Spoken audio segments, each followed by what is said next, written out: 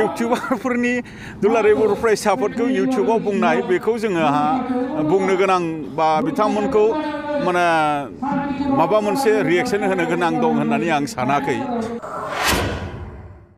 जायफोर इउटुबारफोरा दिनै ससियेल मिडियानि गेजेरजों दुलाराय बर' फरायसा आफादखौ सोंखारिदों बिथांमोननि बैसोखौ नोंथांमोना एसे बिजिरनानै नाय जे बिथांमोना बेसेबां बैसोनि लाइमोन, बिथांमोना बर' हारिनि सोमोन्दै बेसेबां मिथियो आरो बिथांमोना बर'नि आन्दलननि सोमोन्दै बेसेबां मिथियो, बिथांमोना एबसुआ मानो जोनोम जाया बेखौ बेसेबां मिथियो आरो एबसुआ मा आइडियोल'जि आरो प्रिन्सिपालजों बोरै खामानि मावो आरो एबसुनि हिस्ट्रिया माबायदि, एबसुनि हिस्ट्रियाव दिनै मा दिनै माने लिरनाय दङ नैबे बाथ्राफोरखौ बिथांमोना मिथिया हुसियायैनो हयथ' मालाबा सोरबाफोरा बुंदों खोमा दुलाराय बर' फरायसा आफादखौ, किन्तु जों बिथांमोनखौ बुंथारनो गोनां बेबायदि जोंहा गैया। खालि बेनोबोल' जोंनि लाइमोनफोरखौ आं खावलायनो लुबैदों जे मिसगाइड जानो नाङा। दिनै पलिटिकेल माखासे मटिभेटेड मानसिफोरा, दिनै पलिटिकेल इन्ट्रेस्टनि थाखाय माखासे हान्जानि दैदेनगिरिफोरा राजखान्थियारि लाबालाबनि थाखाय दुलाराय बर' फरायसा आफादखौ मालाबा सोंखारिनोबो हागौ बा राजखान्थियारि आफादजों आफाद सोंखारिलायनो हागौ, बखिलायनो हागौ। दा बेवहायनो माखासे हाब इनफरमेसन थानाय बा आद्रा रोंनाय, आद्रा खौरां थानाय, माखासे आद्रा थैथ' थानाय माखासे लाइमोनफोरा जायफोरा दिनै पलिटिकेल मटिभेटेडनि थाखाय लेक्सार होदों बेबायदि जुदि थांफायोब्ला निस्सय सोरबाफोर इउटुबार बिदि दङब्ला हयथ' मिसगाइड जादों खोमा होननानै आं सानो थारमाने। दा बेखायनो आं बांद्राय बुंनो आं साना थारमाने। सिखाव मानसिखौथ' दाखायत मानसिखौथ' पुलिसा हमगोनबो आरो बिथांमोनखौ जुदि बिदि रेड हेन्डेड जुदि बेबायदि जुदि मोनदोंब्ला माबायदि सिटुएशनाव पुलिस बिफाना एनकाउन्टार खालामदों आरो जाय एनकाउन्टार खालामजादों माबायदि सिटुएशनाव खालामजादों बियो इनकुवारिनि गेजेरजों ओंखारगोन। दा बेखायनो माने जेबायदि माने मोनसे माने दाखायत टीमनिनो सासे सोद्रोमाया दिनै पुलिसजों गावथार जानाय माने मा होनदों जाथायखौ खौरांखौ जोंबो मोनदों। जोङो दा बेहाय आङो मोनसेल' बाथ्राखौ आं बुंनो लुबैदों जे जोंनि लाइमोनफोरा सांग्रां जानाया गोनां। लाइमोनफोरा गावनि न'खर दानायनि थाखाय सांग्रां जानाया गोनां, गावनि भबिष्यत दानायनि थाखाय सांग्रां जानाया गोनां।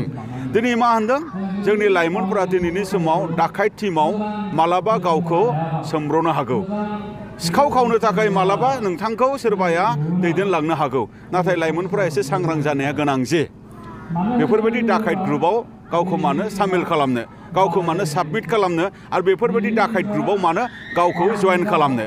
दा बेखायनो आं लाइमोनफोरखौ खावलायदों जे दिनै गावखौ लानानै एसे सिन्था जा, हारिखौ लानानै एसे सिन्था जा, न'खरनि बिमा बिफाखौ लानानै एसे सिन्था जा, गावनि भबिष्यतनि थाखाय एसे सान।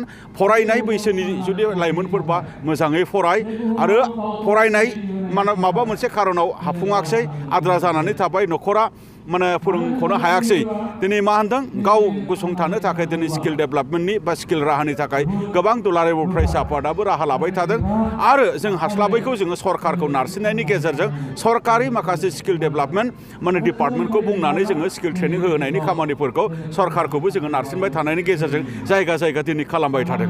दिनै साफ्रोमबो सरकारि हयथ' साख्रि मोनजोबनायबो नङा आरो सोरबाया सरकारि साख्रि मोननो लुबैयोब्लाबो सोरबाया मावनो गोसो जाया आरो सोरबाया माबा मोनसे खारननि थाखाय नाजायोबा मोननाय नङा। नाथाय नोङो गावखौ दैदेननांगौनि थाखाय सरकारि आसुनि बा सरकारि माने साखरियानो जे बियो फाइनाल बे जानो नाङा। दा बेखायनो रांखान्थिनि जुदि माने बेबायदि गोबांथार बेबायदि जेंना जेंसि बेबायदि जोङो बर' हारि हिसाबैनो जोङो मोगा मोगि जानांबोनाय, दा बेफोरबायदि जेंना जेंसिखौ जोङो भबिष्यताव जोङो माने जोबस्रांहोनो थाखाय बा गैया खालामनो थाखाय जोङो दिनै खामानि मावबाय थादों। दा बेखायनो जों खोनादों चिराङावबो दाखायत जादों दाखालिनि सिमा ओनसोलाव। बेफोरबायदि जाथाया माने एनकारेजिं नङा आरो बेफोरबायदि माने जाथायखौ जोङो दिनै थुलुंगा होथावना नङा।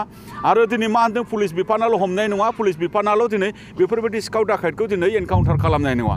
मोनसे समावथ' जोङो खोनादोंमोन सिखाव दाखायतखौ गामियावबो बिसार खालामो, गामियावबो बिसार खालामनानै बयकट खालामो, गामियावबो बिसार खालामनानै बुयो, गामियावबो बिसार खालामनानै साजा होयो, गामियावबो बिसार खालामनानै दिनै मा होनदों फाइन फोनाङो सिखाव दाखायत माने खालामग्रा सोद्रोमाफोरखौ। हयथ' बेबायदिनो सोरबाया हमजादोंब्ला पुलिसनि नोजोराव आयेननि नोजोरजों बिसार खालामजाथों आङो बेखौ लुबैदों। आरो मा होनदों सोरबाया दिनै मा होनदों गामिनि समाजजोंबो दिनै हमजानोबो हागौ, बिसारबो खालामजानो हागौ। बेनि थाखाय एसे सांग्रां जानाया गोनां। गोजोन्थों।